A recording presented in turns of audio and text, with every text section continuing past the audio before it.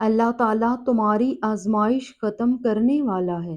یہ خاص نشانیاں ظاہر ہونے لگیں تو سمجھ لو، سنو، آزمائش ایک طرح سے آپ کو مضبوط کرنے کے لیے بھی آتی ہے، جو کہ بہت ضروری ہوتا ہے۔ اللہ جانتا ہے کہ بہت کمزور ہو آپ، اس لیے انہی چیزوں کے ذریعے آزماتا ہے جو آپ کی من پسند ہوتی ہیں، اور یقین کرو اسی آزمائش سے آپ اتنے مضبوط ہو جاتے ہیں کہ کوئی آپ کو کچھ بھی بول دے آپ کو فرق نہیں پڑتا، کیونکہ آپ خود بھی مضبوط ہو جاتے ہیں اور اللہ سے آپ کا رشتہ بھی مزید مضبوط ہو جاتا ہے۔ پھر آپ سب کچھ اللہ پر چھوڑ کر بے فکر ہو جاتے ہیں۔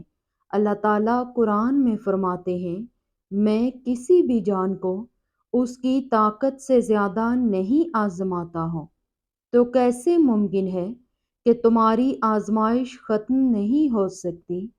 اگر ایک آزمائش کے بعد دوسری آزمائش آ رہی ہے تو جان لو اللہ تمہیں مزید اپنے قریب کرنا چاہتا ہے، تمہیں اپنی محبت سے نوازنا چاہتا ہے۔ وہ جب تک آزمائے گا جب تک تم مکمل اس کی محبت سے سرخرو نہیں ہو جاتے۔ اور سنو، اگر اللہ نے آپ کو آزمائش دی ہے تو اس کا مطلب یہ نہیں کہ اللہ آپ سے ناراض ہے یا آپ کو سزا دے رہا ہے۔ ارے آزمائش کا مطلب تو یہ ہے کہ اللہ نے تمہیں اپنی محبت کے لیے چن لیا ہے۔ آپ یہ کیوں نہیں سوچتے کہ اگر اللہ کو سزا ہی دینی ہوتی تو وہ پھر آزمائش سے نکالتا بھی کیوں؟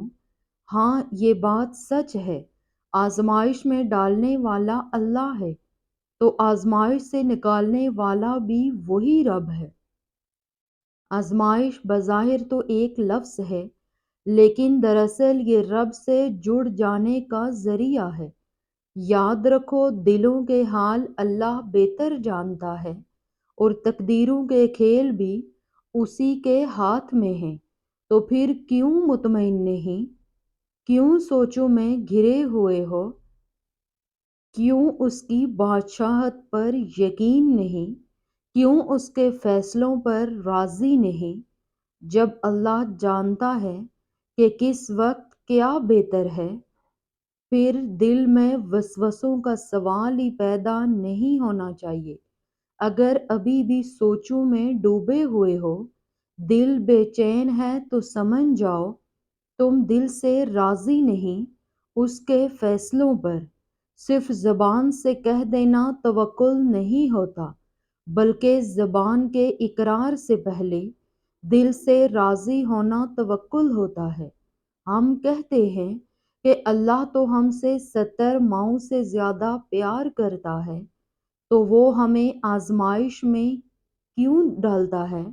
ہم کہتے ہیں کہ اللہ تو جانتا ہے کہ ہمیں کس چیز کی خواہش ہے، تو انتظار ہی کیوں کرواتا ہے؟ بن مانگے کیوں نہیں عطا کرتا؟ ارے ذرا یہ سوچو آپ کہ اگر یہ معمولی سی آزمائش نہیں بھی آتی تو اللہ سے کیسے جڑ پاتے آپ؟ اگر دعا نہیں ہوتی تو اللہ سے ہم کلام کیسے ہو پاتے؟ اللہ پاک مختلف ذریعوں سے آزماتے ہیں، کبھی لے کر تو کبھی دے کر، لیکن یاد رکھیے گا آزماتے انہیں ہی ہیں جنہیں اپنے قرب سے نوازنا چاہتے ہیں۔ جانتے ہو، اللہ یقین اور آزمائش کے لیے بس اپنے خاص بندوں کو چنتا ہے، اور جنہیں چن لیتا ہے وہ اللہ کے انتخاب پر راضی ہو جاتے ہیں۔ پھر ہم ہر اس سانس پر یقین رکھتے ہیں جو اللہ نے ہمیں خود تک لے جانے کے لیے دی ہے۔ پھر ہم خود کو معاف کرنا سیکھ جاتے ہیں۔ پھر ہم اللہ کے فیصلوں میں اپنا سکون تلاش کر لیتے ہیں۔ اللہ تک ہم اچانک ہی نہیں پہنچ جاتے، بہت لمبا سفر طے کر کے اس تک رسائی ملتی ہے۔ جب ہمیں اڑان کا شوق ہوتا ہے تب وہ ہمیں منہ کے بل زمین پر گراتا ہے۔ پھر جب یقین زخمی ہو جاتا ہے تو ان زخموں کو محبت کے ذریعے بھرنا سکھاتا ہے، کبھی اپنی رضا سے آزماتا ہے اور کبھی ہماری رضا عطا کر کے اپنی طرف لاتا ہے۔ وہ ہم سب کو مختلف ذریعوں سے پرکھتا ہے، آہستہ آہستہ ہمیں اپنی طرف کھینچتا ہے، پروں کو نئی پرواز سکھاتا ہے، پھر ایسی اڑان سے نوازتا ہے کہ سارا زمانہ دیکھتا رہ جاتا ہے۔ اس کے جواب میں بھی حکمت ہوتی ہے اور اس کی خاموشی میں بھی۔ تم سنا کرو دل لگا کر جو وہ تمہیں بتاتا ہے۔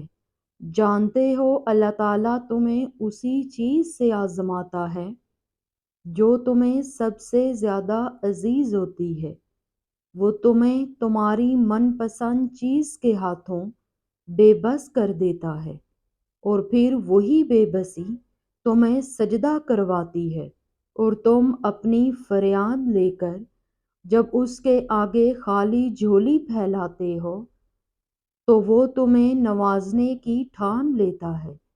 ناممکن اللہ کے لیے کبھی بھی کچھ بھی نہیں ہوتا، وہ ممکن تمہارے لیے بناتا ہے، اور پھر تم جب مانگنے کا تسلسل نہیں توڑتے تب وہ بھی تمہیں دینے کا وسیلہ بنا رہا ہوتا ہے۔ تم اپنی مرضی سے دعا نہیں کرتے ہو بلکہ اللہ تمہارے دل میں دعا کا خیال ڈالتا ہے، کیونکہ وہ تمہاری چاہت پر بہت پہلے سے راضی ہوتا ہے۔ آزمائشیں تو بس ایک بہانہ ہوتی ہیں، بس تمہارے ہاتھوں کے دعا میں اٹھنے کی دیر ہوتی ہے اور نصیب موڑ دیا جاتا ہے۔ اور جان لو آزمائشیں وقتی ہوتی ہیں۔ جتنی جلدی آزمائش سے مایوس ہونے کی بجائے رب سے لو لگا لی، اتنی جلدی آزمائش سے دستبردار بھی ہو جاؤ گے۔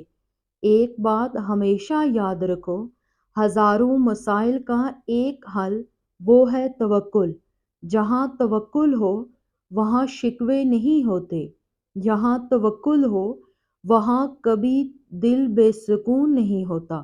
اگر پھر بھی لگتا ہے کہ ہمت باقی نہیں رہی تو جان لو وقت آزمائش اب ختم ہونے کو ہے، اور یاد رکھو جن دعاؤں کے بارے میں شیطان سب سے زیادہ ناممکن کے وسوسے دلائے انہیں اور زیادہ یقین سے مانگا کرو، کیونکہ وہی دعائیں سب سے بڑی آزمائش ہوتی ہیں۔ یقین کی آزمائش اور آزمائش پر پورا اترنے والوں کے لیے اللہ کے ہاں بہترین اجر کا وعدہ ہے۔ اتنا پریشان نہ ہوا کریں، یاد رکھیں آپ کے معاملات اس کے ہاتھ میں ہیں، جو جانتا ہے کہ آپ کو کیا چاہیے، آپ کے لیے کیا بہتر ہے، اور کیسے آپ کی چاہت کو بہترین بنا کر کس وقت آپ کو عطا